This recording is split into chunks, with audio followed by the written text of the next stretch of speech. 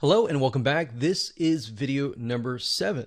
We're going to talk about how to set up your ad sets. Now, we talked about campaigns briefly before. Ad sets, however, allow you to target specific groups, their locations, their countries, different audiences, their likes, their interests, the budget. You can specify that as well. So when you create different ad sets, you want to make sure that you create a different ad set for a different location. So you don't want to create an ad set with tons and tons of countries together, unless they are perhaps the third world countries. But for the most part, what we like to do is we like to segment and try to create as many different ad sets as possible.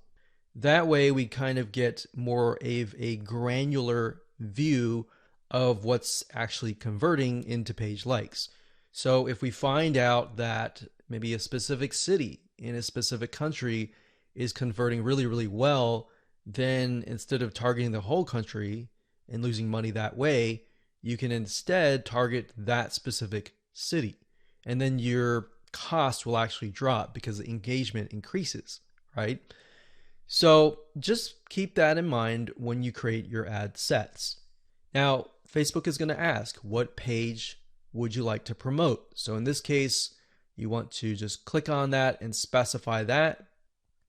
And if we scroll down, the next section is audience. So we have custom audiences. So unless you are aware of what this is, just ignore it. But basically, custom audiences are, think of lists or email lists, basically, of people that have visited a certain page and hit your pixel.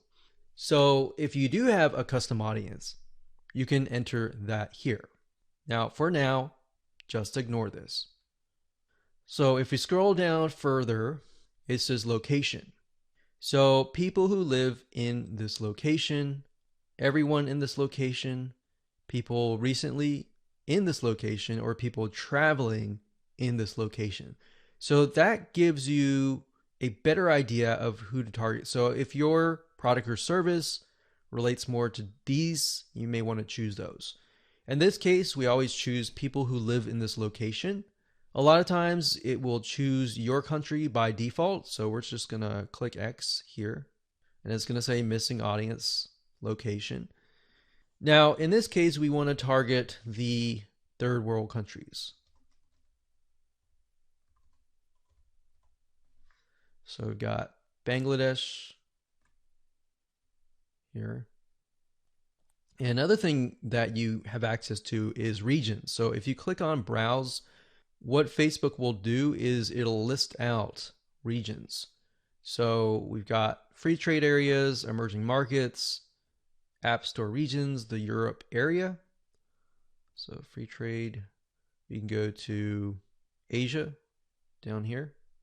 So Asia down here encompasses Australia, Brunei, Hong Kong. So these are actually what we call, some of these are actually tier 1. So we don't want to do that off the bat because that will just increase our costs.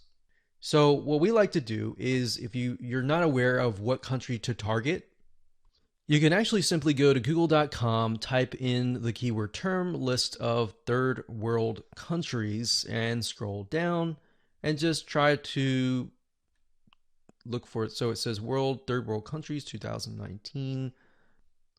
Now obviously this most likely is going to stay the same throughout the next few decades. But if we go back over here.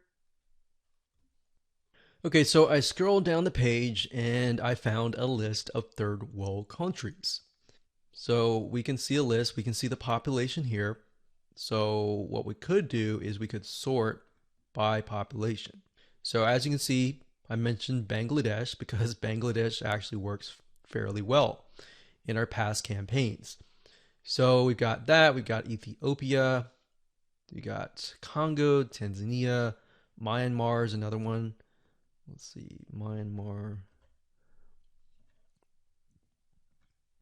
Okay, so when we go back here, we can type in that country and we just click it like that. Now, I want you to know that some countries may not exist. So you might type in some and think, okay, where is it? It's because some of them just don't have access to Facebook at all, or Facebook hasn't been allowed into that territory yet. Now, if you don't want to enter them one by one by one, you can create a list of them and then enter them and copy and paste them in here by clicking add locations in bulk and going through that process. Next, we have age and gender. Generally speaking, you want to choose something broad. You always want to start out broad and then get narrow later down the road, unless you've done tests before and you know that the age range is a specific group, because otherwise you might be ruling out people who may be within an age range that you're not targeting. That is actually going to be a highly engaged audience. So we're going to leave that as it is. Now, languages. Because we are targeting third world countries, we know that a lot of them speak English, but some of them might be getting on Facebook and they may not speak English. So if that's the case, they're going to see your ad and you're going to pay money to someone who you're essentially not going to be able to communicate to. So we enter English here.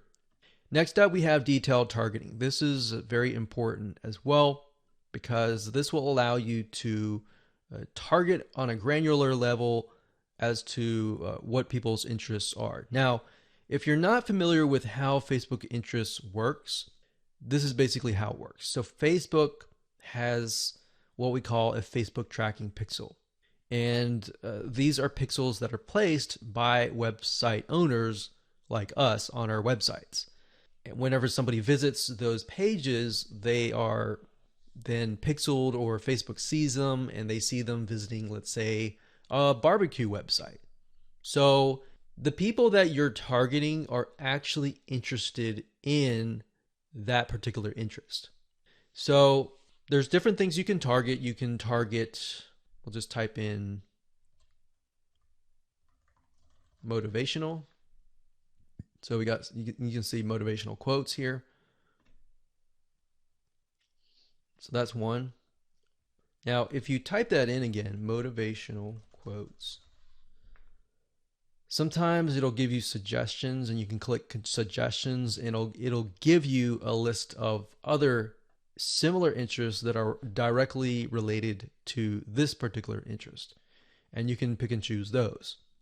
Now, I want to say when it comes time to analyzing your data, Facebook will actually tell you where the Facebook page likes come from and based on what targeting. So even if you have several in here, it's okay. Next up, you can specify people of specific Facebook pages, or you can exclude people of that particular page.